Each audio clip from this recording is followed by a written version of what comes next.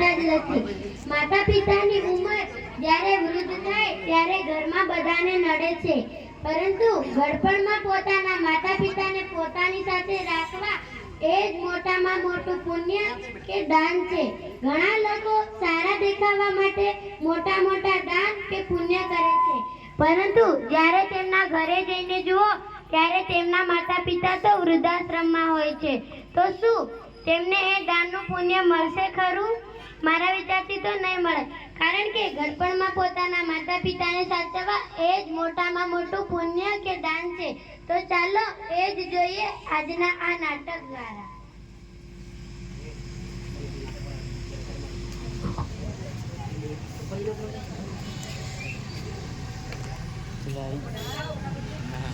આજે અમાસ છે કે ના, એવું કાંઈ નથી.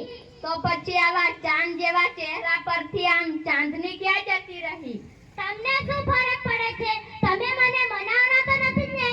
કેમ આવું બોલો છો? તો બીજું શું કરીશ? તમને કહીશ તો તમે મારી એક વાત માનશો?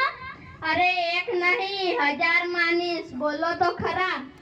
તમે પપ્પાને વિકાસભાઈને ત્યાં મોકલી દો પ્લીઝ. તે આખો દિવસ ઘરમાં હોય ને ત્યાં મને નથી ગમતું. તે બધી જ વાતમાં ટપ ટપ કર્યા રહે છે. હા ઠીક છે, હું કંઈક કરું છું. નથી, હમણાં જ તો લીધા હતા.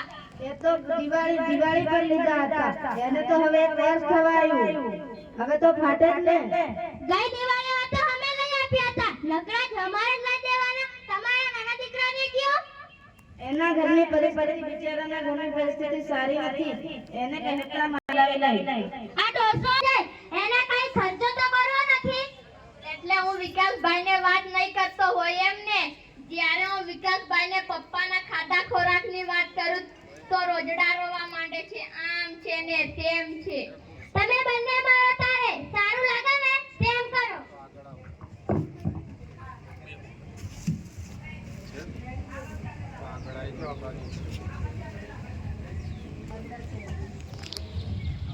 કેમ બાપુજી, આજે તમે બોલતા નથી?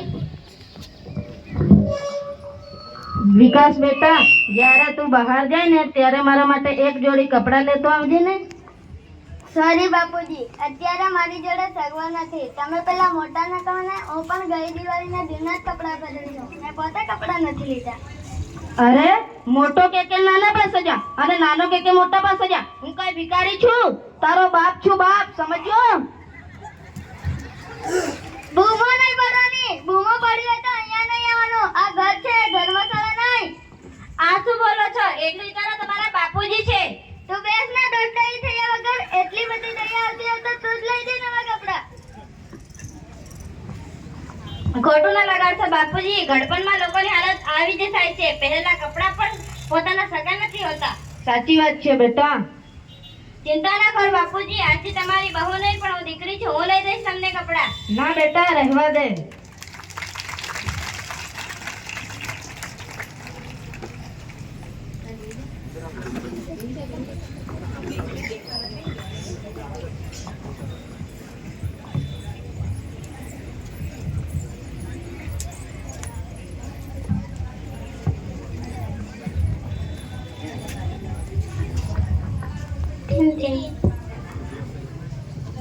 સરપ્રાઈઝ! આવો આવો, બધા આજે એક સાથે જ પધાર્યા છો. શું વાત છે? આવો આવો, બેસો. અરે મોહિની, કેમ છે? મજામાં ને? હા હો, હું મજામાં. મને શું વાંધો હોય? અરે મોહિની, તને ખબર છે આજે તારો બર્થડે છે? અમે બધા મળીને તને સરપ્રાઈઝ આપવા આવ્યા છીએ. અરે આ વખતે તો હું મારો બર્થડે ભૂલી જ ગઈ હતી. સારું થયું તમે આવીને મને યાદ કરાવ્યું. આ વખતે તો આ પણ ભૂલી ગયો હતો. Happy birthday to you. Happy birthday to you. હિની.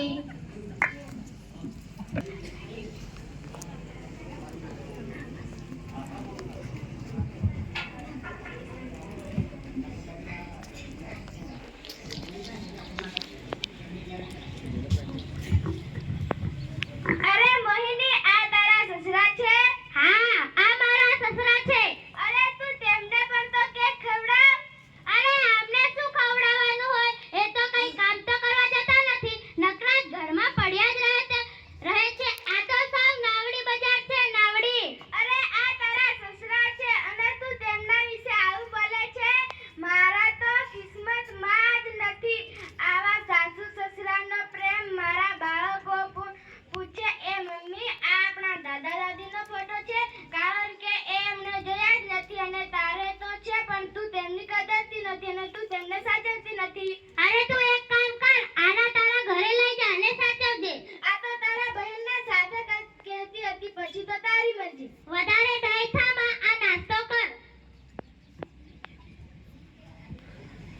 ચાલો ચાલો અમે રજા લઈએ. રોકાવું નથી? ના. હજી તો મજા કરવાની બાકી છે. જમીને જજો. ના, અમે જઈએ.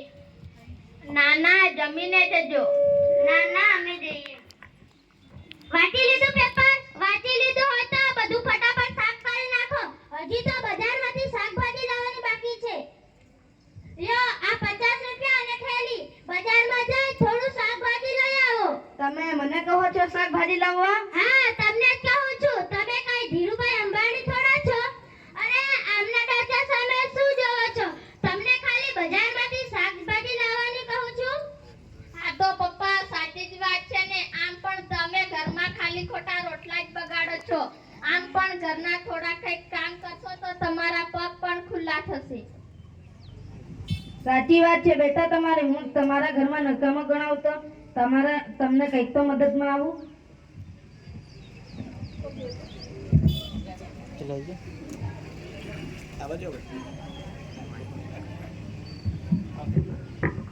ચાલો ચાલો, શાકભાજી આવી ગયું.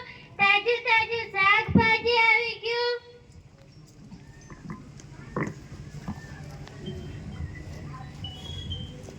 આ ટામેટાનો શું ભાવ છે? 30 નો અડધો કિલો અને 60 નો કિલો. આ રીંગણનો શું ભાવ છે? 80 નો કિલો. આજકાલ શાકભાજી તો બહુ મોંઘા થઈ ગયા છે. આમને તો સસ્તું જાય છે, મને કેટલું મોંઘું મળે છે. એમને ખબર છે મારા ઘરમાં થોડું પાકે છે.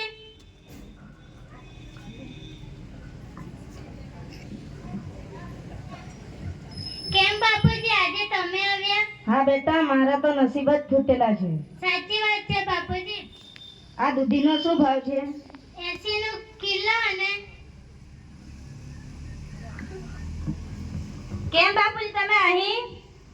બહુ મોટી વહુને ઘરમાં બેસી રહું તે ગમતું નથી, એટલા માટે બજારમાં શાકભાજી લેવા મોકલ્યો છે. અરે આ ઉંમર તો તમારે આરામ કરવાની છે અને તમે શાકભાજી લેવા છો. આજે તો હું ભાભી સાથે ઝઘડીશ. ચાલો બાપુજી. ના બેટા, રહેવા દે. એવા નકામા લોકો સાથે બાજવાથી આપણને કાંઈ ના મળે. ના હો બાપુજી, આજે તમારી એક પણ વાત નહીં સાંભળો. ચાલો મારી સાથે. ભાભી તમે આ શું કરો છો? બાપુજીને આ ઉંમરે શાકભાજી લેવા મોકલો છો? આમ બાપુજી અહીંયા બેસીને માખી જ માર્યા કરે છે ને. કઈ કામ તો કરવા જતા નથી. એકદમ કામ કરી લીધું એમાં શું થઈ ગયું? એમણે એમની જિંદગીમાં ઘણું કર્યું છે, જાત તોડી નાખી છે. હવે તો એમની શાંતિથી બેસવા દો. તારે મારા ઘરમાં ડોડા થવાની જરૂર નથી. અમારા ઘરમાં શું કરવું એ અમારે બંનેને નક્કી કરવું, તારે નહીં. એ કાંઈ પારકા નથી, તારા સસરા છે, મારા પણ સસરા છે. ઓહો, તારા સસરા છે તો લઈ જા તારા ઘરે અને સાચવજે. જા લઈ જા. હા લઈ જઈ. તમને બેને પૂછવાની જરૂર પણ નથી. ચાલો બાપુજી મારી સાથે. ના, રહેવા દો બેટા. હું ત્યાં રહીશ કે અહીંયા? મારે તો બંને બાજુ ખૂન ઉકળતા જ છે. ના હો બાપુજી, આજે તમારી એક પણ વાત નહીં સાંભળો. ચાલો મારી સાથે.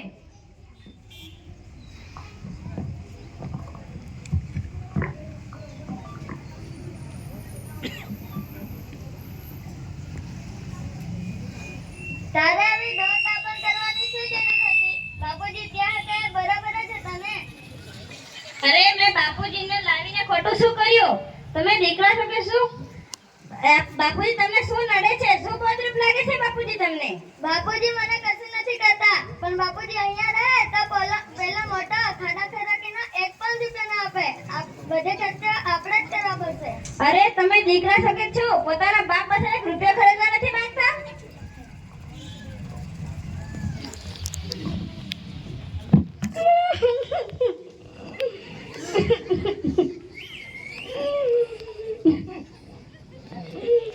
અરે હે ભગવાન, મને તો મારો નાનો દીકરો નથી રાખવા માંગતો કે મને તો મારો મોટો દીકરો રાખવા નથી માંગતો. હવે મારે કોની પાસે જવું? હવે તમે જ ક્યાંક રસ્તો બતાવો ભગવાન, તમે જ ક્યાંક રસ્તો બતાવો. અરે નવીનભાઈ, શું થયું? તમારા બે દીકરાઓ છતાં તમારે વૃદ્ધાશ્રમમાં આવું છે? હા વિજયભાઈ, મારો નાનો દીકરો મને નથી રાખવા માંગતો કે મોટો પણ નથી રાખવા માંગતો. આજનો એવો જમાનો છે કે છોકરાઓ મા બાપ સાથે રહેવાનું ગમતું નથી. સાચી વાત છે વિજયભાઈ, સાચી વાત છે. આજનો જમાનો એવો છે કે માણસને એવી પરિસ્થિતિમાં લાવી મૂકે છે કે કઈ સમજાતું નથી. નવીનભાઈ સાચી વાત છે વિજયભાઈ. રહો માં નવીનભાઈ, ચાલો.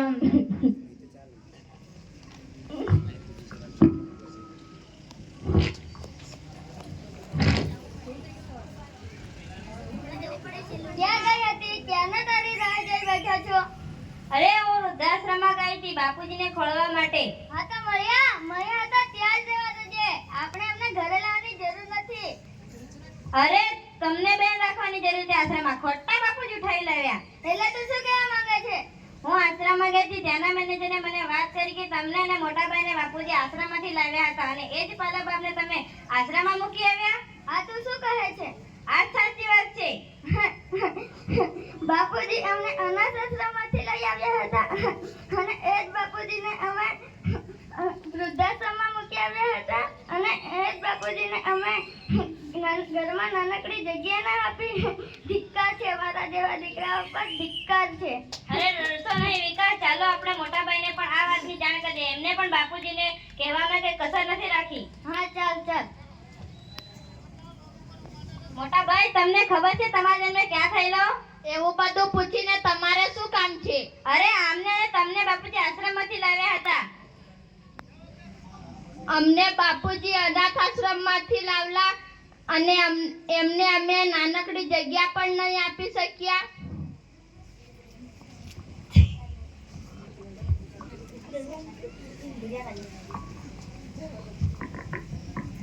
આજે મા બાપે પોતાનો પરસેવો પાણીની જેમ વહાવીને દીકરાને મોટા કર્યા છે અને આજે સમાજમાં મા બાપની મમતાના ટુકડે ટુકડે થઈ ગયા છે. ઘણા આજે લોકો છે ને પોતાના મા બાપને ઘરના જૂના કચરાની જેમ બહાર ફેંકી દે છે. ખરેખર લોકોએ આવું ના કરવું જોઈએ અને પોતાના મા બાપની સેવા કરવી જોઈએ. જોરદાર, ખૂબ જોરદાર તાલીઓથી આપણે વધાવી દઈએ. નાના નાના ભૂલકા હોય આપણને જોરદાર સંદેશ આપે.